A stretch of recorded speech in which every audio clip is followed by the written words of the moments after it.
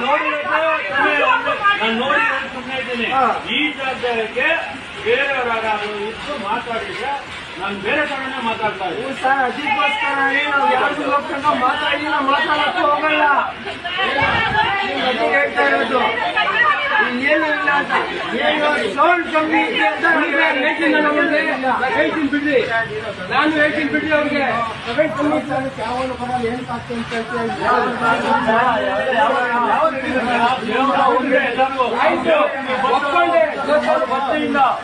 ಬುದ್ಧಿ ಬಂದಾಗಿಂದ ಅದು ಅವ್ರ ಭಕ್ತಿ ಮಾಡ್ಕೊಂಡು ಹೋಗ್ತಾರೆ.